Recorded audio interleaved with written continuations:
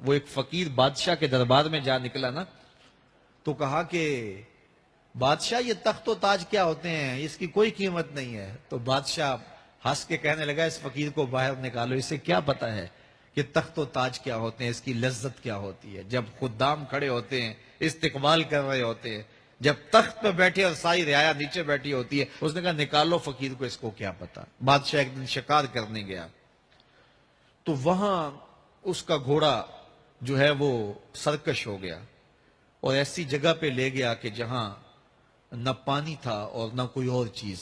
بادشاہ وہاں ہانپ رہا ہے کہ وہی فقیر مشکیزہ ڈالے ہوئے گزرا اور آواز دے رہا ہے پانی لے لو، پانی لے لو۔ بادشاہ کی تو موت واقع ہونے والی تھی، آخری ہچکیاں تھی، تو اس نے آواز دی پانی۔ تو اس فقیر نے کہا کہ ہاں تمہارے پاس ہے کوئی قیمت پانی دینے کی؟ اس نے کہا میں بادشاہ ہوں اس ملک کا۔ اس نے کہا ہوتے ہوگے، مجھے غرض نہیں ہے، میں تو بیچتا ہوں پانی۔ اس نے کہا بابا میں بادشاہ ہوں، جو مانگو گے میں دوں گا، مجھے پانی دو، میں مر رہا ہوں۔ اس فقیر نے کہا آدھی حکومت لگے گی۔ اس نے کہا آدھی لے لینا، مجھے پانی تو دو، کیونکہ مر گیا تو ساری جائے گی۔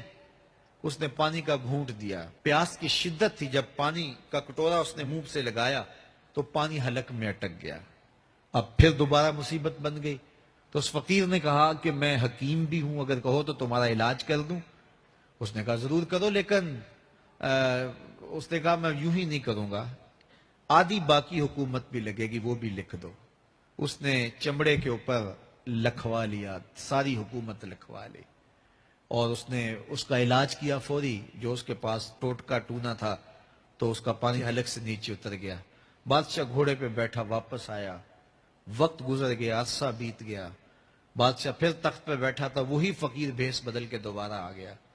پھر اس نے نصیحت کی کہ آخرت کو یاد کرو، یہ دنیا کچھ نہیں ہے، 4 دن کی کہانی ہے۔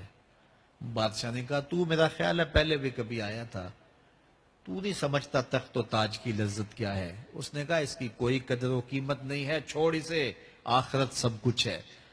تو اس نے کہا نکالو اس فقیر بابے کو، یہ اس دن بھی آیا تھا تو آج پھر آ گیا ہے، اپنی راہ لے بابا۔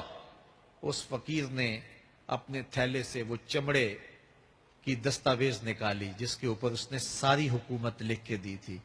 اس نے کہا بادشاہ یہ ہے تیری حکومت کی قیمت، صرف 2 گھونٹ پانی، جس پر تو نازاں ہے، جس پر تجھے فخر ہے، تو قبل اس سے سورج مغرب سے طلوع ہو جائے، توبہ کا دروازہ بند ہو جائے، سانسیں اٹک کے حلق تک آ جائیں، اور ہماری زندگی کا دفتر سمیٹ دیا جائے، اور پھر پچھتائیں ہائے جو چند لمحے ضائع کیے، ہائے جو زندگی برباد کی، وہ کیوں برباد کی۔